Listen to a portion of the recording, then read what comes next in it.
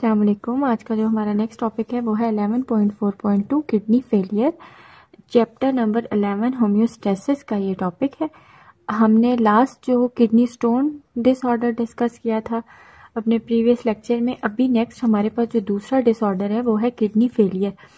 आपने ये टर्म भी सुनी हुई है, आप इससे भी फेमिलियर हैं, ठीक है, कि किडनी जब फेल हो जाता है मीन जब वो अपना प्रॉपर फंक्शन बिल्कुल नहीं कर सकता। हमें ये पता है किडनी का बेसिक जो फंक्शन है वो है फिल्टरेशन। आपके ब्लड के अंदर जितना भी वेस्ट मटेरियल है उसको फिल्टर जो कर रहे हैं वो हमारी किडनी कर रही है, ठीक है। अगर हमारी किडनी किसी भी वजह से जो है अपनी प्रोग्रेस प्रॉपर नहीं परफॉर्म कर रही हमारी किडनी, चाहे एक है चाहे दोनों किडनीज हमारी काम नहीं करी, तो उस टाइम पे अगर एक किडनी काम नहीं करी तो एक किडनी हमारा फेल हो जाएगा। लाइक उसके कुछ रीजंस हैं, कुछ उसकी वजूहात है जिनके बिहाफ पे ये सारा प्रोसेस होता है। नाउ अब हम इसको डिस्कस करते हैं। Due to the various reasons the nephron are progressively destroyed and stop functioning. कि आपके पास जो नेफ्रॉन्स हैं वो प्रॉपरली काम नहीं कर रहे होते, ठीक है, और वो अपना फंक्शन परफॉर्म नहीं कर रहे होते, उनका फंक्शन स्टॉप हो जाता है। This condition is term as renal failure और अ किडनी फेलियर। इस कंडीशन को आप रेनल फेलियर या किडनी फेलियर बोलते हैं, ठीक है। द मोस्ट कॉजेज क्या है अब इसके? The most common causes are long term diabetes mellitus sugar को बोलते हैं, ठीक है। अगर बहुत अरसे से एक बंदे को डायबिटीज है वो भी आपके किडनीज के ऊपर इफेक्ट कर रही होती है।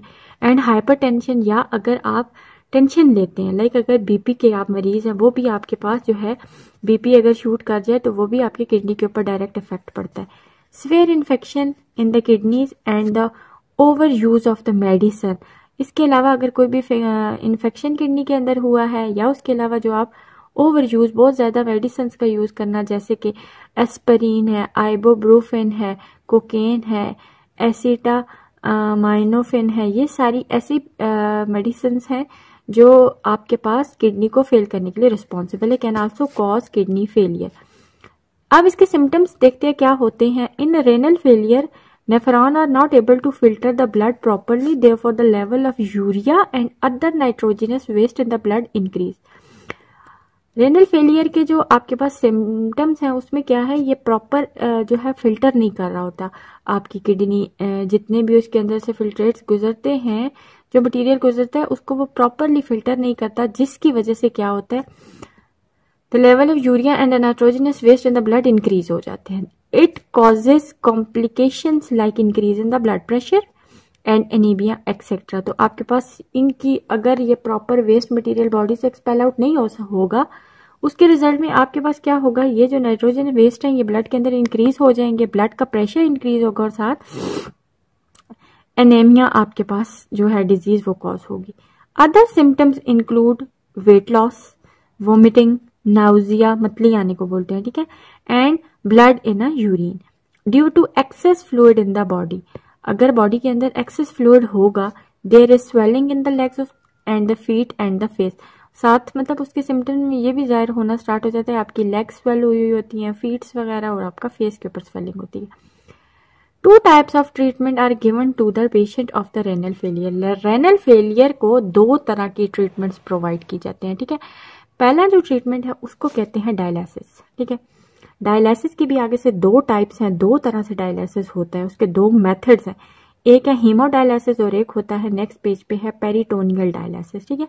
डायलिसिस बेसिकली होता क्या है, खून को साफ करना, क्योंकि हमारी किडनी खुद जो है ऑटोमेटिकली जो एक अल्लाह की तरफ से निज़ाम है, अगर आपकी किडनी बिल्कुल ठीक है तो वो तो खुद ब खुद फिल्टर करेगी ना ब्लड के अंदर से वेस्ट मटीरियल को।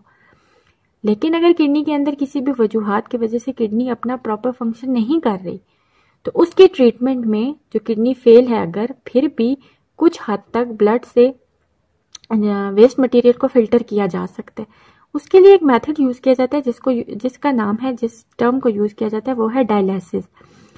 डायलिसिस बेसिकली होता क्या है, the cleaning of the blood of the patient suffering from renal failure. वो वाला पेशेंट जो रेनल फेलियर से सफर है, ठीक है, रेनल फेलियर है मीन उसका किडनी प्रॉपर काम नहीं कर रहा, उसके खून को आर्टिफिशियली, ठीक है, बाय यूजिंग आर्टिफिशियल मेथड को यूज करके साफ किया जाता है, उसको डायलिसिस कहते हैं। इन डायलिसिस, इस डायलिसिस में होता क्या है, the blood and a dialysis fluid are kept on a opposite side of the membrane. अब इन डायलिसिस में हमारे पास बॉडी के अंदर होता क्या है, द ब्लड, जो पेशेंट का ब्लड होता है, and a dialysis fluid. Dialysis fluid जो कि साफ करने के लिए जो मटेरियल यूज किया जाता है उसको कहते हैं। इन दोनों को ऑपोजिट साइड पे मेम्ब्रेन के साइड पे रखा जाता है। The nitrogenous waste of the blood passes through the membrane and enter the dialysis fluid. अब इसके रिजल्ट में क्या होता है, जितना भी डायलिसिस जो नाइट्रोजनस वेस्ट है जो ब्लड के अंदर मौजूद है उसको पास किया जाता है इस मेम्ब्रेन के अंदर से। जब उस मेम्ब्रेन के अंदर से, जो कि आपके पास ऊपर आपने बताया ना ऑपोजिट साइड ऑफ मेम्ब्रेन, उन दोनों चीजों को रख दिया जाता है, जिसके रिजल्ट में क्या होता है, जब नाइट्रोजन वेस्ट मटेरियल जो है जो ब्लड के अंदर है वो पास किया जाता है उस मेम्ब्रेन के अंदर से, and enter the dialysis fluid.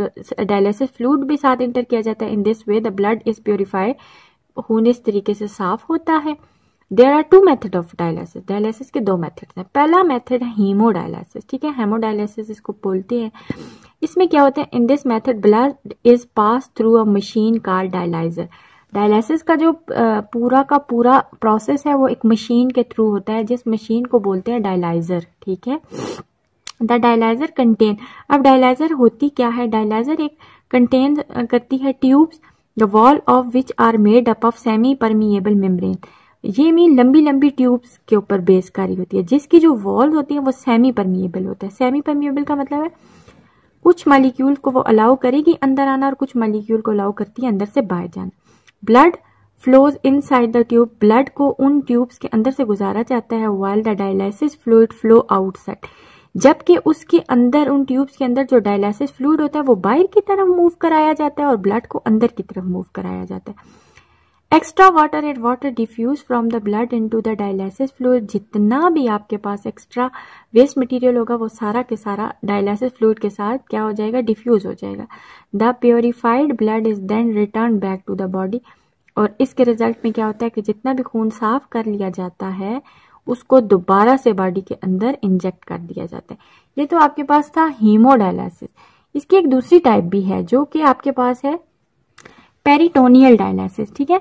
Peritoneal dialysis के अंदर क्या होता है आपकी बॉडी के अंदर, देखें पेरिटोनियल डायलिसिस में इन द एब्डोमेन, एब्डोमेन के रीजन में की जगह पे जहां पर जो आपका पेट है वहां पर the space around the gut, जितनी भी आपकी वो स्पेस है एलिमेंट्री कैनाल के इर्द गिर्द जितना भी पोर्शन है इस कॉल्ड पेरिटोनियल कैविटी, उसको पेरिटोनियल कैविटी बोला जाता है। एक तो आपके पास एलिमेंट्री कैनाल है ना, माउथ से लेकर लार्ज इंटेस्टाइन तक जितना वो पार्ट आपकी बॉडी में पाया जाता है, उसके बाहर वाला पोर्शन जितना भी है उसको पेरिटोनियल कैविटी कहते हैं। The wall of the peritoneal cavities are lined by a thin membrane called peritoneum.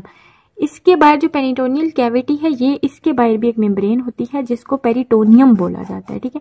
The peritoneum has a large number of blood vessel in it, peritoneum के अंदर भी ब्लड वेसल्स मौजूद होती हैं।